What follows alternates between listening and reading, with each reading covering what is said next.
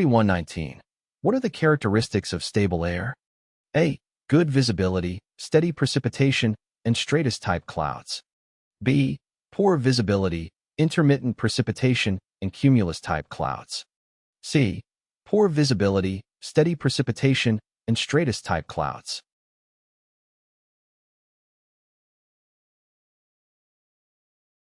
The correct answer is C. The characteristics of stable air are poor visibility, steady precipitation, and stratus-type clouds. Stable air is associated with a relatively low rate of vertical motion and a limited amount of vertical mixing. In stable conditions, the air parcels resist upward motion and tend to remain in their original layers. This can lead to the formation of stratus clouds, which are flat, layered clouds that often cover large areas of the sky. Stratus clouds are typically associated with stable atmospheric conditions and can result in poor visibility due to their extensive coverage and low cloud bases. Stable air can also contribute to steady precipitation. As moist air encounters stable conditions, it is more likely to produce continuous and steady precipitation rather than convective showers. This is because stable air inhibits the vertical development of clouds and reduces the likelihood of intense updrafts and downdrafts associated with convective activity. 4098. Steady precipitation, in contrast to showers, preceding a front is an indication of A. Stratiform clouds with moderate turbulence. B. Cumuliform clouds with little or no turbulence. C. Stratiform clouds with little or no turbulence.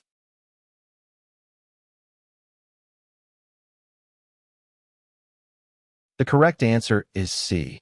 Steady precipitation, in contrast to showers, preceding a front is an indication of stratiform clouds with little or no turbulence.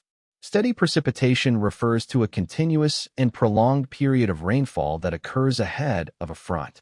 This type of precipitation is associated with stratiform clouds, which are layered clouds that often cover large areas of the sky. Stratiform clouds have a more uniform and flat structure compared to cumuliform clouds, which are characterized by their puffy and vertically developed appearance. Steady precipitation typically occurs when a large and continuous area of moist air is lifted and cooled along the front. As the air rises, it cools and condenses, forming a continuous layer of clouds that produce steady and widespread precipitation. The relatively stable atmospheric conditions associated with stratiform clouds contribute to little or no turbulence in the area. In contrast, showers are characterized by shorter durations and more localized areas of precipitation. They are often associated with cumuliform clouds, which have a more convective nature and can result in greater turbulence. Showers are typically more sporadic and variable in intensity compared to the continuous and uniform nature of steady precipitation. 4127. Frontal waves normally form on A. Slow-moving cold fronts or stationary fronts.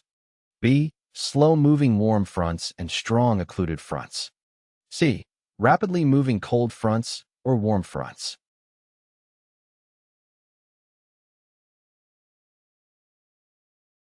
The correct answer is A. Frontal waves normally form on slow-moving cold fronts or stationary fronts.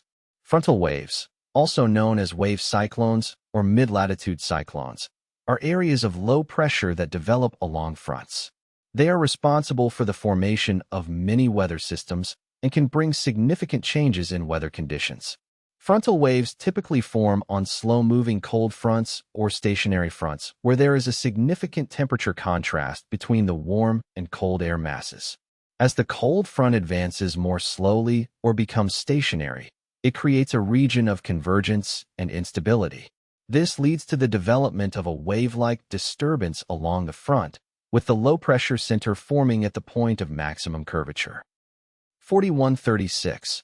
Which weather phenomenon is always associated with the passage of a frontal system? A. A wind change. B. An abrupt decrease in pressure. C. Clouds, either ahead or behind the front.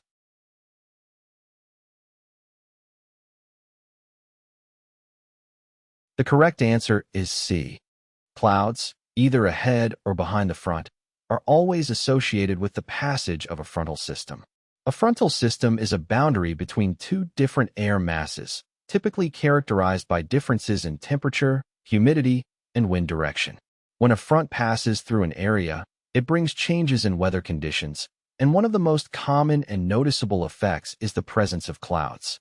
Ahead of a warm front, you can typically expect to see a wide range of cloud types, including cirrus clouds, altostratus clouds, and sometimes stratocumulus clouds. These clouds form as the warm air mass rises over the colder air mass, leading to condensation and the development of cloud layers. Behind a warm front, you may still observe clouds, but they tend to be higher in the atmosphere and thinner compared to the clouds ahead of the front.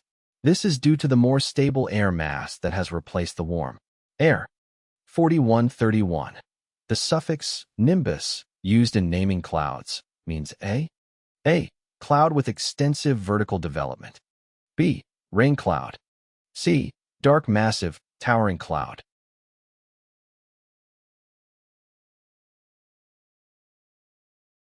The correct answer is B. The suffix nimbus, used in naming clouds, means a rain cloud.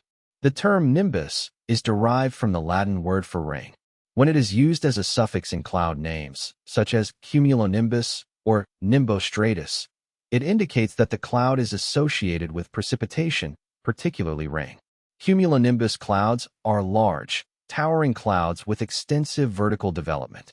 They are often associated with thunderstorms and can produce heavy rain, lightning, thunder, and other severe weather phenomena.